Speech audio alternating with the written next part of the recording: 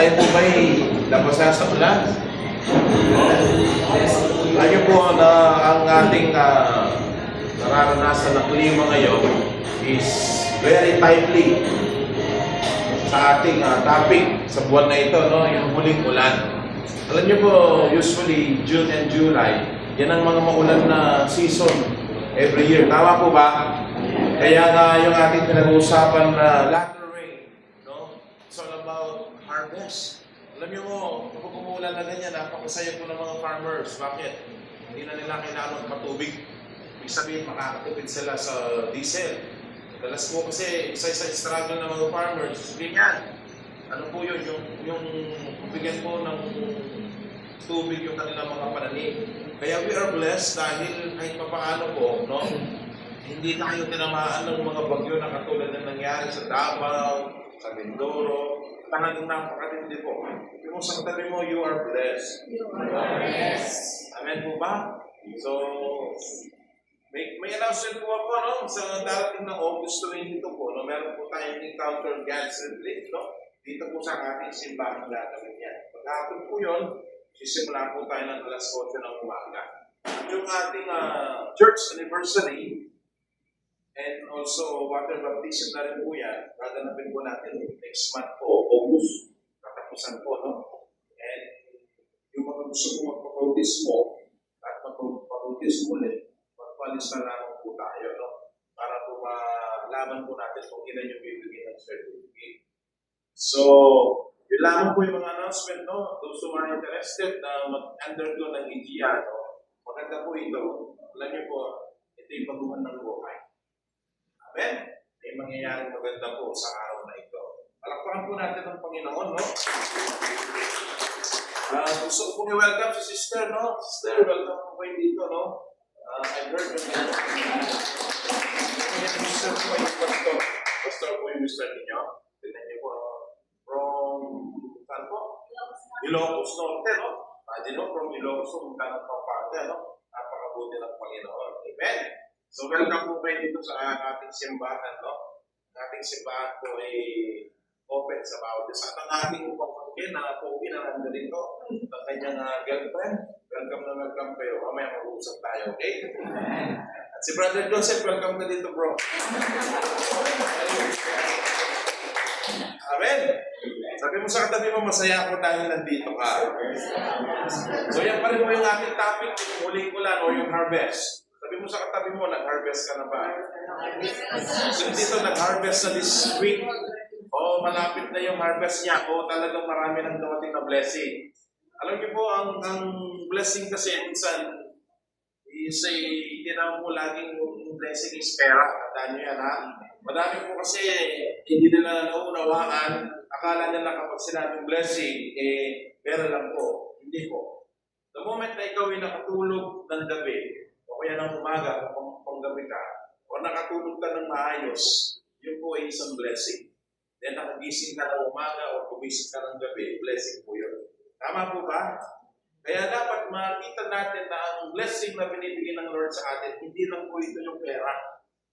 Tandaan nyo, ang pera po is, nandiyan na yan. Automatic, ibibigay ng Panginoon sa atin yan.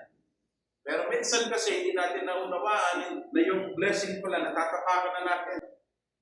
Kasi ang blessing, tandaan natin ito, minsan ay opportunity po yan. Tama po ba? Kaya kapag may mga oportunidad sa buhay ninyo, i-grab nyo po ito kung alam nyo na ito ay maganda. Tingnan mo ngayon katabi mo kung maganda ba yan. Amen? Maganda yan, siyempre. Diba? Siyempre pag lalaki, pogi. Tama? Kaya kapag may mga opportunities na kailangan nyo i-grab ninyo. Alam nyo po ako yung tao na very, impulsive. Ibig sabihin talagang sige-sige ako. Pag may naisip ako, ginagawa ko po talaga. Hindi ako pumapayag na hindi ko gagawin ng isang bagay na naisip ko. Bakit? Kasi malay mo kasi yung bagay na yon, o kaya yung araw na yun, yun na pala yung huling araw mo sa mundong ito. Tama po ba? Hindi mo nagawa. Hello? Ay, wala. Nandiyan po ba kayo? Kaya if there is an opportunity, especially sa ating pagsaserve sa Lord, gawin mo. Malay mo bukas, wala ka na pala, na kay Lord ka na. Hindi mo na gumaya yung oportunidad na yon, di ba? Kaya, if there's an opportunity na darating sa ating buhay, let us grab it. Grab natin ito. Tama po ba? Huwag tayong papayag na darating ang isang araw, no? Na lulubog ang araw, na paggabi na, napatulog ka na, yung buhay mo is ganun pa rin. Kailangan meron kang mindset sa iyong pagkatao sa buhay mo na bukas may mangyayaring maganda. Amen? Kunyari, may nangyaring hindi maganda ngayong araw. Hapon, wala ka sa kondisyon. Kailangan bukas, huwag ka papayag na ganun pa rin ang sitwasyon mo. Tama po ba? Kaya nga, yung pagiging isang Christian, hindi madali. Sabi mo sa katabi mo, hindi madali. Maraming pagsubok, totoo yun. Kaya ako minumulat ko kayo lagi. Hindi ko sinasabi na, ay, masarap maglingkod sa Lord, walang problema. Sinungalingan yun. Sino dito wala naglingkod kayo kay Lord? Nagkautang ng marami. Di ba? O, di ba? Wala nung naglingkod ka kay Lord. Patong-patong na yung pagsubok mo. Aba, kapatid, minsan kasi gusto natin comfort lang. Yung, ay, gusto ko ganito. No! Mas masarap harapin ang buhay. Tandaan natin ito na nagsimula ka sa hindi maganda. Listen to this. Maraming tao nagsimula sa magandang buhay. And then, they ended up in situation na nagsisi sila ng buhay sa mundo nito. No. Alam niyo po, madalas tatanggalin ni Lord sa atin yung mga bagay na hindi maganda. Tandaan natin yan. Especially kapag hindi galing sa Kanya yan. Amen? Parang dalawa na nga kami katulad dito. Ibig sabihin kayo po, perfect kayo. Ibig sabihin lahat ng ginagawa niyo mula nung bata kayo hanggang ngayon. Hindi galing sa ano? Hello? Nandiyan po ba kayo? Lahat tayo. Ako po, dati akong gumagawa ng illegal. Easy money.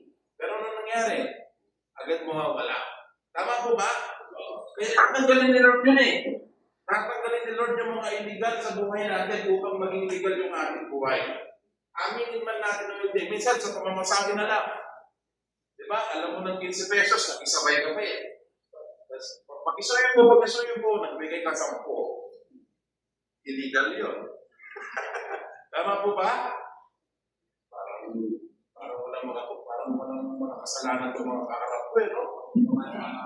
Tama ba? Tumatama. Sabihin, hindi na kayo nagkakamali. Ako po, alam nyo, madalas, dahil sa amin ang iniisip minsan, lalo na namamasada po ako, no? Madalas, nangyayari sa akin, kulang yung binabayad ng pasero. Madalas naman, nakakalimutan ko sulihan. Sabi ko, kaya sumarating sa akin yung pasero na yun. Aba, nalaman ko kasi binubulsa ko agad yung binabayad nila. Malaman ko sobra pa lang. Kaya kapag nasakay ko ulit yun, hindi ko nasasisingilin. Sabi ko, nakarap ko, nagbayad na po sobra pa. Aba, nakangiti na. May ibang sitwasyon sa buhay kasi natin, makinig tayo. Na talagang tatanggalin ng Diyos. At may mga bagay sa buhay natin na tatanggalin ng Diyos, lalo na kapag alam ng Diyos na hindi na siya yung inuuna natin. Kaya nga, sa paglilingkod, laging may pagtatsaga. Tama po ba? Sa lahat ng bagay, hindi pwedeng walang pagtatsaga. Nung nag-aaral tayo, ng elementary, pagtatsaga yan. Bakit? 10 buwan kang papasok. Tama, gigising ka ng maaga. O nung high school ka, ganun pa rin. Pagtatsaga na naman. Nung nag-kolehiyo ka, ganun pa rin. Gigising ka na naman ng maaga. 10 buwan na naman yun. Eh, nung nagkasawa ka, ay lalo na, Diyos ko po. Amen? Lalo kung magtyaga talaga. Nandiyan po ba kayo? Bakit? Hindi naman madaling pag-aasawa. Nandiyan po ba kayo? Akala ninyo, ang pag-aasawa nagsahing ka. Tapos kinain mo, napaso ka linuwa. Ang pag-aasawa ko is tatanggapin mo ang asawa mo ng buong buo. Kahit may toyo man yan, kahit may suka man yan, kahit may patis man yan. Buong buo mo siya tatanggapin. Nandiyan ba tayo? Kaya nga, bakit ito yung ating pinag-uusapan? Kasi ito po yung ating topic. Bago dumating ang harvest sa buhay ng isang Christian, listen to this. Kailangan mo nang ma-preserve ang ating pag-serve. Amen? Alam niyo po, hindi mo na mabilang kung pang ilang buhay mo na ito. Minsan nakwento ko na sa inyo. Naranasan ko po natutukan ako ng baril sa ulo at hindi pumutok yung baril.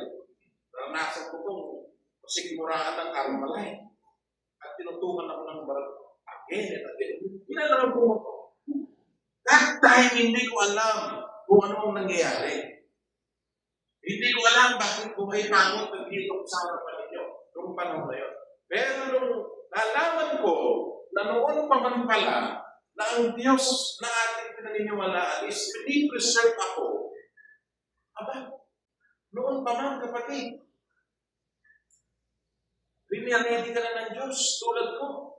Hello? Nandiyan ba tayo? Kaya yung buhay mo dati,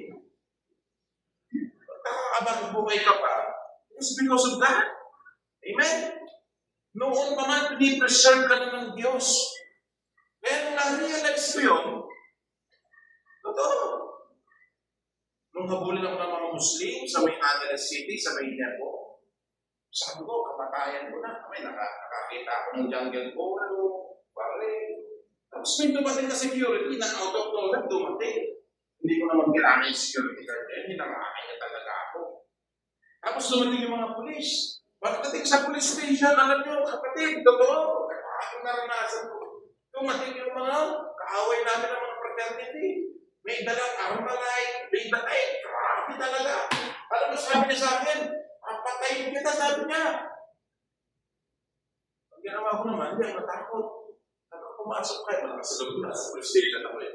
Alam niyo, yung isang pulis doon, hindi ko alam na meron palang daan sa likod. I'm shit. Ako, sabi niya, bro, huwag ka naman kapag-away. Dumaan ka sa likod. May naghihintay na sa likod. Akala ko naman niya naghihintay. Ano? Sa palagay niyo? Van? O kotse? Usually, ganyan no, sa pelikula, no? May naghihintay, no? Palagay niyo ano? Tricycle lang. Umuusok pa. Sabi ko, buti naglakad na lang ako. Totoo! Sabi ko, kung pa man pala, pini-preserve na ako ng Diyos. Diba? Nandiyan po ba kayo? Alam niyo, hindi ako nasisunod sa mga sinasabi ko. Nandiyan yung kapatid ko si Joshua. At yung pinsan ko na wait na si Henry. Diba? Alam niyo mga kapatid, sa gitna ng ating mga pinagdadaanan, ang nais ng Lord, maunawaan natin na noon pa man, inihahanda ka na ng Diyos. Walang aksidente na nandito ka sa Northville. Bakit ka dito nagsisimba? Bakit nandito ang simbahan natin? Walang aksidente sa Diyos. Kataon sa taon ng 2026, darating na ngayon, araw ng July, 24 pa, 25. 26 pa na, yan tumama. Diba? Alas 9:47 ng umaga. Walang aksidente sa Diyos. Kaya minsan tinatanong natin ng Panginoon, bakit mo na yung palupan nito? Para matuto ka. Amen? Alam nyo, madalas bakit pinahipulutan ng Diyos sa ating buhay na tayo ay biglang umangat? Para matuto tayo. Diba? At biglang bumagsak. Para matuto pa rin tayo. Kasi ang buhay, listen, ito yung pinakamadandang experience sa akin. Yung pinaka-best teacher mo sa iyong buhay, hindi yung teacher mo sa school. Hindi yung namin mo. It is your experience. Tama po ba? Kailan ka natuto nung nadapa ka? Kailan ka bumangon nung bumagsak ka? Kailan mo na-realize na mali ka nung nagkamali ka? Tama po ba? Meaning your experience. At tanong ko sa inyo, sa gitna ng mga pinagdaanan mo sa buhay, mananatili ka ba sa mga bagay na naging dahilan upang tayo ay bumagsak, upang tayo magkamali? Kapatid, magilit tayo. Kahit na mahirap ang buhay, lumaban tayo ng patas. Ano mo mangyari? Masarap, kainin, o gawin, o i-share ang blessing na alam mo, pinagpaguran mo. Bakit ko sinasabi sa inyo ito? Wala akong sinasabi sa inyo dito na kayo ay gumagawa ng hindi masama. Ng masama, I mean. Wala akong sinasabi na hindi ka lang ginagawa ninyo. My point is, ito kasi yung topic natin eh. Darating tayo sa punto ng buhay natin, ititest tayo. Amen? Alam niyo po, many times, alam ng pastoran niyo yan. Nung nandito pa kami sa Lord Building, talagang kumakatok ng mga dati ng kasama. Yung mga kasama ko ngayon, hindi ko sila basta-basta na ordinaryong tao. Sila po yung mga walang Diyos, na walang habas, na kayang kunin ang buhay ng kahit na sino tao. Alam ng pastoran niya, kaya sabi ko, alis tayo dito. Huwag kang malala, maghintay ka lang. Easy money, madali. Tama? Tama po ba? Easy money, madali po. Pero ang balik sa inyo yan, iba. Iba ang balik sa atin yan. Pag binalikan tayo ng mga bagay na ginawa natin sa mga nakaraan, totoo, nakakatakot. Totoo. Nakakatakot na minsan balikan na nakaraan. Ako po yan ang unang-unang kinakatakutan ko. Na bigla baka wala ako may kumatok sa pintuan, papasukan naman ni Pastora, ganyan mabait yan eh. Mas po kayo, hintayin nyo na lang siya. Ngayon pala, yun na pala yung dati nag-hunting sa akin. Sabi ko sa mga guard doon sa aming subdivision, pag naman may nagtatanong ng bahay ko, huwag ko naman sabihin na doon yung bahay ko. I-confirm mo muna sa akin. Malay mo, yan na pala yung dating humahanap sa akin eh. Nagbibiraw lang po ako. Bakit ko po nasasabi sa inyo ito? Kasi sabi dito sa ating title, no? Kailangan naman natili tayo sa pagtitsaga. Amen? Kasi ang buhay ng isang Kristiyano, hindi po laging masaya yan. Amen? Laging minsan, mas marami yung pagsubok na mga katabi mo. Subok na subok na ba yan? Tingnan mo nga. Diba? Minsan mas marami yung pagsuko kaysa sa pagpapanatili. Mananatili pa ba ako o hindi? Mag-church pa ba ako o hindi? Totoo! Tama po ba? Kaya nga, ang sabi ng ating text, mapalad, ibig sabihin ng mapalad, hindi maswerte. Sa English, sa English, blessed or blessed. Meaning, tinanggap mo na ba? O tatanggapin mo pala? O nasa iyo na? Nasa iyo na. Amen? Pero, Eden at saka si Cain, sa Genesis chapter 1, verse 20, ano sabi ng Diyos sa kanila? Then God blessed them. Meaning noon naman may blessing na. Pero bakit ang hirap pa rin ng buhay minsan? Kapatid, makinig ka. Ang blessing hindi ng pera. Amen? Yung nakahiga ka sa higaan mo, na kahit amoy laway, pero ang lambot lang po. Di ba? Yung nakatulog ka ng maayos, hindi ba blessing yan? Yung iba, sa po na po sa ilalim ng wala. Pero, tama? Yan, guys. Isa kasi malalaman ang tao. Kumakain na ng chicken joy na naman. Yung iba nung ginagawa. Kung hindi sila mamamalimos, wala silang kumakain. Diba? Kaya, mapalad ang taong nananatiling kumatatag sa gitna ng pagsubok. Bakit may pagsubok? Kasi alam ng Diyos, subok ka na. Tanungin mo nga sa sarili mo, ilan taon ka na ba? O ano? Yung mga yung tabay na nandrito, ilan taon na po ba kayo? Lala ko, pinapalaki pa lang ako ng aking mga magulang, elementary pa lang, nagigipagpatayan na ako talaga. Walang grading period na hindi ako pinatawag sa opisina. Sabi ng tatay ko, pinang ka ba magtitino? Opo, magtitino na po ako. Pagkatapos ng opo, wala na naman. Oo, high school, ganun din. Nagbago lang ako yung nanay ko umiyak sa harapan ko talaga. Mahirap. Tama. Pero, minsan man imagine ba natin na ilang taon na ba ako? Bakit buhay pa ako? Tanongin mo nga sa sarili mo ngayon. Sabihin, mahal na natin. Kaya sabi dito, mapanag ang taong nananatiling matatag sa gitna ng pagsubok. Yung sa tabi mo, paano? Diba? Kaya huwag tayo malulunod para bang iniwan tayo ng langit at lupa na para bang walang dumarating na pagpapalang pinansan. Wait lang. Noon pa man you are blessed. Amen? Noon pa man pinagpala ka na ng Diyos. Sapagkat kapag siya'y napatunayan tapat, tatanggapin niya ang korona ng buhay na ipinangako ng Panginoon sa mga pamilya sa kanya. May reward. Kaya kapag nagsawa ka, talo ka. Sabi mo sa katabi mo, huwag ka magpasawa. Kaya nung ito'y sabihin ni Santiago, habang kausap niya yung mga kapwa niya, mga disciple, natural. Diba? Ang mga disciple, si Santiago, disciple yan si James sa English. Disciple na ni Christ, Jesus.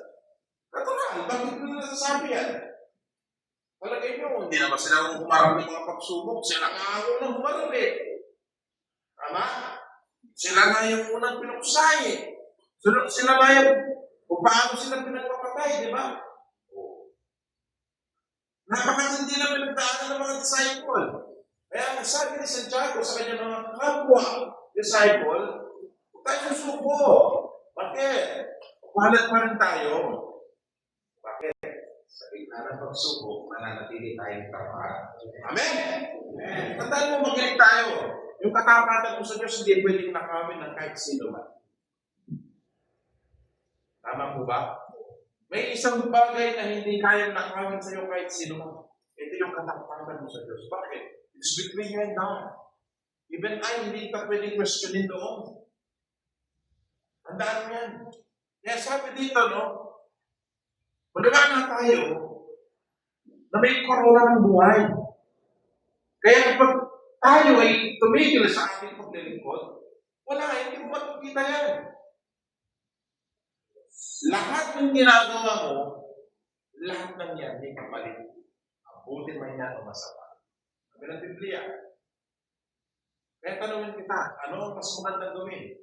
Mabuti ba? O masama? Doon tayo na mabuti. Tama? Tama po ba? Amen. Kaya huwag tayong titigil. Sabi mo sa katabi mo huwag titigil. Bakit?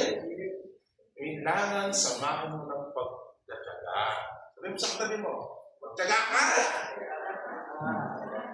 Nagtyaga ka na ng ilang taon, dagdagan mo pa yan. Amen? Amen. Sabi sa ating layunin, matutunan, manatiling matatag sa gitna ng mga pagsubok at tukso. Amen? Manatiling tayo matatag. Bakit tayo ina-aware o binibigyan ng paalala dito? Kasi may pagsubok. Tama po ba? Amen.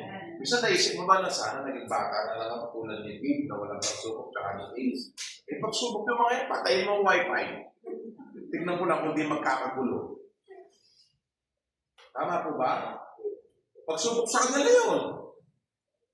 Yung emosyon nila madadamage agad. Hindi ko lang wifi. Tama po ba? Kaya tayo pa kaya. Alam niyo, one thing I learned sa buhay natin, sa aking paglilingkod. Kapag pala nalampasan mo ang mga pagsubok, lalo kang titila. Kaya kapag malapit ka ng sumuko, mag-shoot ka muna ng 100 beses. Pag sumuko ako, magiginagan ba yung pamilya ko? Diba? Sige nga. Pag sumuko ako, ano kaya napupuntahan ko? Isipin mo ng 100 beses bago mo gawin yung pagsubok. Mas masarap sumuko sa Panginoon. Bakit? Sa lahat ng pagsuko, kapag sa Panginoon ka sumuko, may kapalit na blessing yan. Tama po ba? Pag sinuko mo yung buhay mo sa Panginoon. Pero pag sumuko ka sa mga problema natin,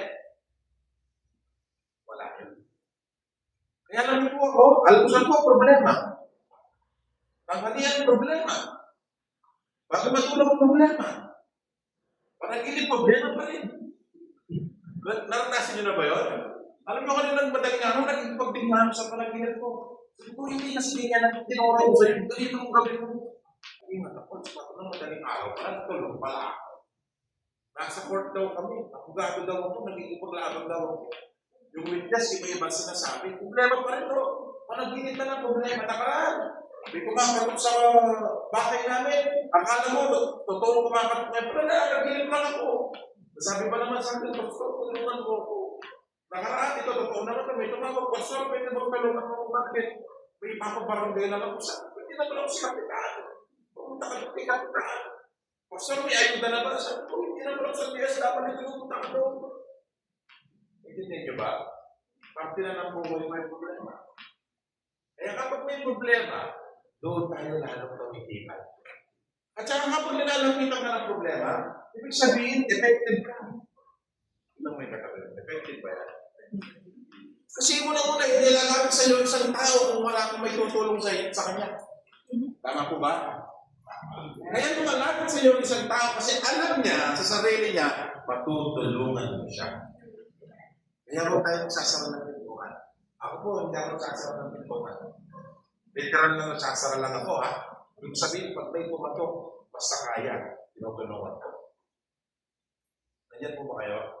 Pangalawang layunin, mahikayat na patuloy na maglingkod at maghintay sa tamang panahon ng pag-aari ng Panginoon. Harvest ni! The question is, natatamasa na ba? O baka yung mga hinarvest mo, puro problema? Kapatid, siguro na yung season mo, ganyan yung sitwasyon mo. Pwede na sa sitwasyon mo ngayon na di mo maintindihan. Yung talaga bang blessing ba ang dumating o problema? Maghintay ka lang. Sabi mo sa kanila, maghintay ka lang. Darating din yung tamang panahon sa'yo, sabi mo. Sabi mo sa kanila, darating din yung tamang panahon.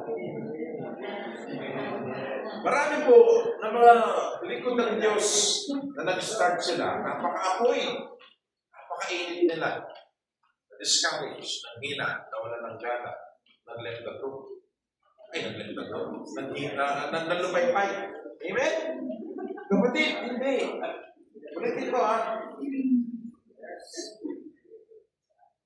Huwag tayo papayag na talunin tayo ng ating emosyon. If there's a problem, no? Kung sabi mo sila, tama pa ba yung puso ko? Baka ako na yung mali, hindi na yung kausap ko. O baka naman iniisip mo, mali sila, ako, tama ako. Hindi ko lang alam. Pwede mo gano'n? Kasi, unang-una, no, ang harvest, para maranasan natin, kailangan mo muna masubok. Amen?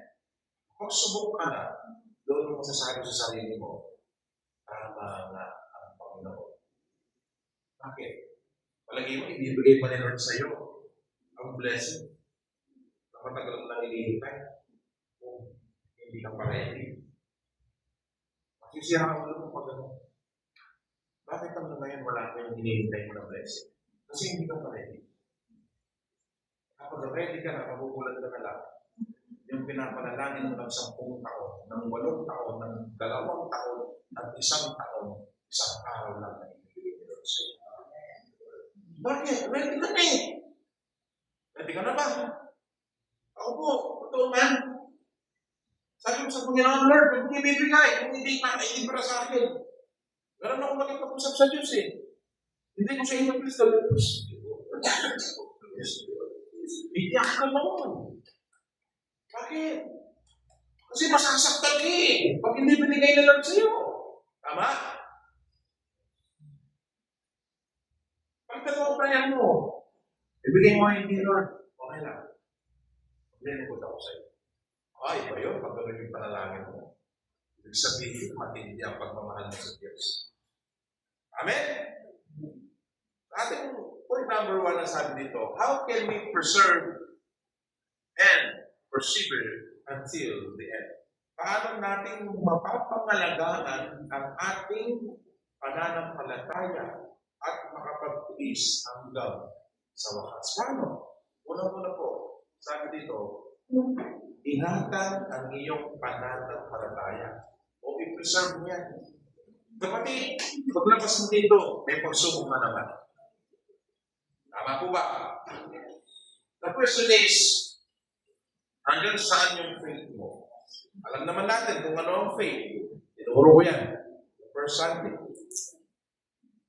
Magtitiwala. naniwala sa mga bagay na hindi mo nakikita na mangyayari. Verse 11, tama po ba? May pagsubok. Mananampalataya pa rin. Tama? Kailangan i-preserve natin yan.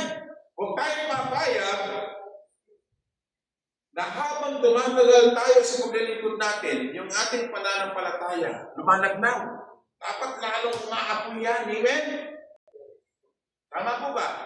Binigay na ni Lord sa iyo ang isang blessing, then naghihintay ka na naman ng another blessing. Ba? Lakihan mo ba yung pananampalataya mo? Amen? Kaya sabi dito ng disciple ng Panginoon na si Santiago, mapalad ang taong nananatiling matatag sa gitna ng pagsubok. Amen? Tama po ba? Ibig sabihin, the moment we preserve our faith in God, doon mo makikita, tama si Lord. Amen? Tama po ba? Doon mo mararanasan na yung pananampalataya mo, umuusbog, lumaangat. Kasi kapag 100,000, kaya mo pa yan. 200,000, kaya mo yan. 1,000,000, hindi ko na kaya. Si Lord na yan. Amen? Tama po ba? Kasi kapag kaya pa natin, hindi ang Diyos yun. Pero kapag hindi mo na kaya, doon masusubok ang pananampalataya. Tama po ba? Tama po ba? Hindi natin kayang pagalingin ang ating mga sarili. Pero kaya ng Diyos. Tama? Hindi natin kayang ingatan ang ating mga sarili. Pero kaya ng Diyos. Tama? Hindi natin kayang iligtas ang ating mga pamilya. Pero kaya ng Diyos. Tama po ba? Kaya yung hindi mo kaya, ang Diyos ang bahala. All you need to do is ingatan mo yung pananampalataya. Ang mapalad ay hindi lang swerte, kundi taong tumatanggap ng pabor, biyaya at pagpapala ng Diyos dahil sa kanyang kaugnayan at pagsunod sa Kanya. Amen? Dapat maunawaan mo, hindi ka maswerte. You are blessed by the Lord. Bakit? Kasi nakaugnay ka sa Panginoon. Yung kaugnayan mo, kaya nagkaroon ka ng connection kay God dahil sa obedience mo. At dahil sa obedience mo, nagkaroon ka ng pananampalataya. Tama po ba? Ang pananampalataya, sabi dito, no? Ang pananampalataya ay dapat bantayan. Tama po ba? Hello? Nasaan yun? Tiyata na tayo. Yan. Ang pananampalataya ay dapat bantayan. Bantayan ang iyong relasyon sa Diyos. Bantayan ang iyong puso laban sa kasalanan. Bantayan ang iyong spiritual na buhay sa pamamagitan ng panalangin at salita ng Diyos. Pag may pagsubok, kukunin mo yung Bible mo. Basahin mo tayo yung James chapter 1. Pag may pagsubok, huwag ka muna mag-post sa Facebook. Manalangin ka muna. Alam niyo, pag may pinagdadaanan kayo, huwag niyo nahawakan yung cellphone ninyo. Bakit? Kung ano na lang ipopost mo. Ilan mong katabi mo, sabi mo, hindi ako yan. Sabi mo, hindi ako yan. Hindi yan. Nang nagbibiro, kasabay ka na lang sa agos ng mundo. May nagsasaksakan doon, lupupos ka rin, saksakan. Totoo, nang nagbibiro, may nagmumurahan doon, lupupos ka, patag-umurahan din. Bitawan mo yung cellphone mo, pag wala ka sa kondisyon. Kausapin mo sila, tingnan ko lang kung hindi magbago yung intention ng buhay mo. Tama po ba? Kaya, we must be prayerful. Ang mapanalangin Kristiyano nananatiling matatag. Paano manalangin? 3 oras, sa araw, hindi natin kailangan gawin yung gano'n. Pero kung kaya yung gawin, why not? Manalangin ka nga ng 3 oras, hindi ka naman marunong magwalis ng bahay mo. Sabi ng nanay mo, magwalis ka. Ayoko! Nag-pray ka nga ng maghapon, busit ka naman, after mo manalangin. Di ba? Walang gano'n. Kailangan kapag nanalangin tayo, nandun ang presensya ng Diyos sa buhay natin. Nag-iiba yung ating lifestyle. Sabi ko sa katabi mo, buti na lang, nag-pray ka. Di ba? may nangyayaring pagbabago. Tama po ba? Tama po ba? Tumataas yung ating pananampalataya. Sabi ng doktor, hindi ka nagagaling. No! Hindi ka Diyos. Amen? Pinagaling tayo ni Lord. Amen? Tama po ba? Sabi ng mga kasama natin minsan, mga kaibigan mo, wala nang pagbabago ang buhay mo, hanggang dyan ka na lang. No! Hindi sila Diyos, parusgan tayo. Tama po ba? Si Lord, i-elevate niya yung buhay mo. Pangalawa, sabi dito sa ating point number 2, persevere through trials. Magtiyaga sa gitna ng mga pagsubok. Sabi mo sa katabi mo, magtiyaga ka naman. Hindi pa man dumarating ang pagsubok, nagre-reklamo ka na. Kung naman yung katabi mo, ganito na naman ang ulam, fried chicken. Ganito na naman ang ulam, sinigang. Buti ka sinigang, no? Kaya ka na nagre-reklamo, sinigang lang. Sinigang mix lang pala ang niluto.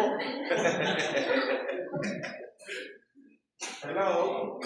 Sinigang mix lang pala ang niluto, kaya nagre-reklamo. Tinola na naman! Sabi niya. Ayun po na, tinolang itlog pala ang niluto, eh, no? We are blessed. Sabi mo sa katabi mo, I am blessed. Bakit? Tiyaga tayo. Kaya huwag tayong susubok agad-agad. Napagod ka lang, sumuko ka na. Pag napagod, magpahinga. Sabi mo sa katabi mo, pag napagod ka, magpahinga ka. No, magtiyaga tayo sa gitna ng mga pagsubok. Kasi may pananampalataya tayo eh. Tama po ba? At ang pananampalataya na yan ang magtutulong sa atin sa pagtiyaga.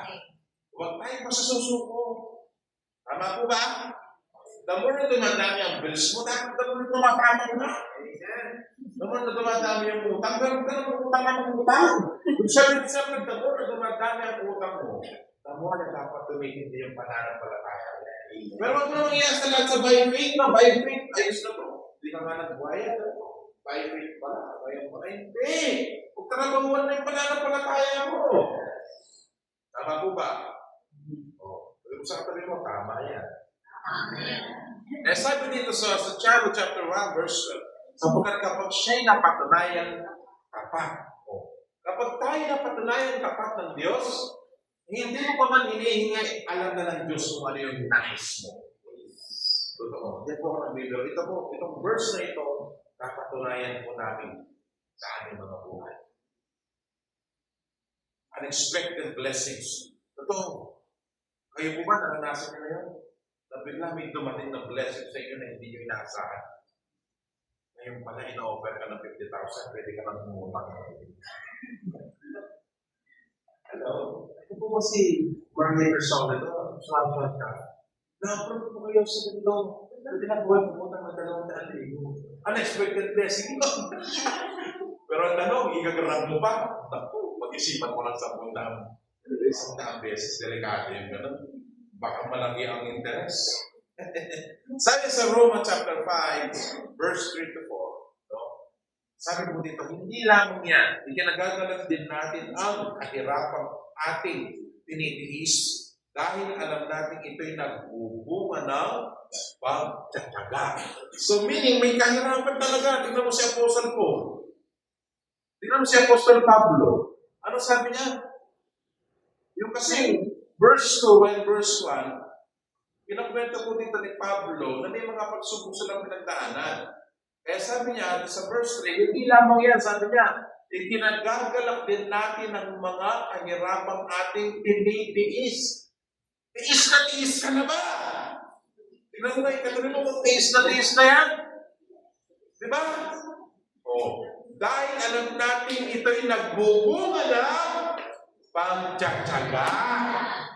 Kaya hanggang ngayon, nagtsatsaga tayo kasi may pinagtsatsagaan tayo. Kaya may pinagtsatsagaan tayo kasi nagtsatsaga tayo. Tama po ba? Gusto mo na bang umuwi kay Lord? Huwag ka na magtsaga. Diba? Naglakaw ka nagreklamo eh. Tama po ba? Tama po ba? Kung gusto mo na umuwi kay Lord, sige, huwag ka na magtsaga. Mauna ka na. Eh, ako talagang marami pa akong pagtsatsagaan. Ilan kayo dito? Sabi ng verse 4, at ang pagtsatsaga ay nagbumunga ng mabuting pagkatao. Oo. mabuting pagkatao ay nagbubunga ng pag-asa. At ang pagsubok ang pagsubok ay hindi para sirain ka, kundi para kaya kapag dumating ang pagsubok, kailangan maging mapanalangin. Amen? At kapag at kapag ikaw ay nananalangin, mayroon kang pagpapala. At kapag ikaw ay pinagpala, magbubunga ito ng mabuting bunga. Palakpakan natin ang Panginoon. Ito ang pagkatyaga ay nagbubunga ng matatag na karakter. Ikaw yun. Sarili mo yan. Eh, kahit na magkasama kayo na nagsisimba, hindi kayo pareho ng pananampalataya. Totoo po yan. Kaya kailangan ng gagawin mo, kung alam mo medyo mahina ang pananampalataya ng partner mo, hawaan mo siya. Sabihin mo sa kanya, magpakatatagkawan. Ay, wala. Magpakatatagka, bakmak, sabihin mo. Di ba? Kasi tingnan mo, siguro napansin mo sa sarili mo yan, first time mo nagsisimba dito sa church natin. Wala lang eh, normal lang sa'yo ang buhay eh. Tapos bigla, may dumating na pagsubok, gusto ko lang sa buhay. 10 taon ka na nandito, suko ka ng suko, nandito ka pa rin. Ano? Kailan ka ba aalis? Hindi, joke lang. Ibig ko sabihin ba yun? Nalampasan mo eh, di ba? Nalampasan mo dahil sa pagtatsaga mo. Kaya ano nangyari? Nagkaroon ng karakter na katulad mo. Ay, maniwala. Ito mo yung katabi mo. Pagtsaga ba yan? Ang karakter ay nagbibigay ng pag-asa. Ang pag-asa ay hindi binibigo ng Diyos. Tama po ba? Kaya kapag may pagpapala, may pagsunod dapat. Yan ang gagawin natin. At sa pagsunod, mayroong pagpapala. Palakpakan natin ang Panginoon. Sabi nito, no? Huwag kayong atras kapag may pinagdadaanan tayong kahirapan. Tama po ba? Biting ka, huwag tayong atras kapag may pinagdadaanan tayong kahirapan. Bawat pagsubok na ating kinakaharap ay bahagi ng ating karakter dahil inihahanda tayo ng Diyos sa mas malaking pagpapala. Huwag tayong titigil. Ano mangyari? Huwag mo sukuhan yung cell group mo. Huwag mo susukuhan yung cell group mo, yung mga disciple natin, yung mga tao na pinagkatiwala ng Diyos sa atin. Huwag tayong titigil. Kahit ngayon hindi mo pa nakikita na para bang malabo pa, malayo pa ng blurred. Kapatid, lilinaw din yan. Lilinaw din yan. Makikita mo rin na yung takbungin, yung lakaran na nilalakaran mo sa gitna noon at sa dulo noon, hindi lumiliwan. At kapag nandun ka na sa dulo, masasabi mo, anong sasabihin mo pag nandun ka na sa dulo? Buti na lang, sumunod ako. Amen? Ang daming test. Iti-test yung ating pasensya, yung ating pera, yung ating karakter, yung ating pamilya, yung ating personal na buhay, lahat sa atin susuko. Pero nasabi dito sa ating last point, no? Tapusin mo ang takbuhin hanggang sa tayo ay mag-amin. Amen? Tapusin ang takbuhin, tapusin natin. Finish strong until the harvest. Mahanatag tayong ganulo. Nasa ganun kapag tayo nandun na sa dulo, masasabi natin na, buti na lang sumunod tayo. Amen? Kaya sabi niya dito, tatanggapin niya ang korona ng buhay na ipinangako ng Panginoon sa mga umiibig sa Kanya. Amen? E paano mo sumuko pa? Walang korona. Kaya gaano magkakita ng sitwasyon, malapit na tayo. Sabi mo sa akin mo, malapit na. Malapit na tayo mag-harvest. Tanong kailan mo lang nakakaalam. Tsaga lang tayo. Sabi dito, sa Timothy chapter 4 verse 7 to 8, nagipaglaban ako ng mabuting pagkikipaglaban. Natapos ko ang takbuhin, iningatan ko ang pananampalataya. Kapatid, tandaan mo, marami tayong battles na kakaharapin pa. Marami pa tayong haharapin na mga malalaking dambuhalang mga problema. Pero, huwag tayong papayag na hindi tayo lalaban. Amen? Imbis ang ating paglaban mabuti. Tama po ba? At tapusin natin yung ating sinimulan. Tama po ba? At ingatan natin yung pananampalataya na binigay sa atin ng Diyos na lumikha ng langit. Ang Diyos ay hindi naghahanap lamang ng mga nagsisimula, kundi ng mga nagtatapos ng may katapatan. Manatiling tapat, patuloy na maglingkod, huwag mawalan ng pag-asa. Ang pag-aani ay darating sa tamang panahon. Ang gantimpala ay para sa mga nananatiling tapat hanggang wakas. Amen? Sa ating konklusyon, ang panahon ng latter rain ay panahon ng paghahanda para sa dakilang pag-aani. Ngunit ang Diyos ay gumagamit ng mga taong marunong mag-ingat ng kanilang pananampalataya at magtiyaga hanggang wakas. Huwag mong hayaang sirain ng pagsubok ang iyong pananampalataya. Manatili kang tapat, patuloy na lumakad kasama ang Diyos at huwag sumuko. Dahil sabi ng Panginoon sa Hebrew chapter 10 verse 36, kailangan ninyo ng pagtitiyaga upang tapos ninyong gawin ang kalooban ng Diyos ay matanggap ninyo ang kanyang ipinangalan. Amen po ba? Kailangan natin ng pagtitiyaga upang pagkatapos natin gawin ang kalooban ng Diyos ay matanggap natin ang kanyang pinangako. Sino dito handa nang tanggapin ang mga pinangako ni Lord? Yes. Handa ka na ba? Yes. Ngayon po tayo mananalangin, tayo natin tumayo. Salamat, Panginoong Diyos. Hallelujah. Let us worship God. Come on. Yes, come on, praise Him. Salamat, Panginoong Diyos.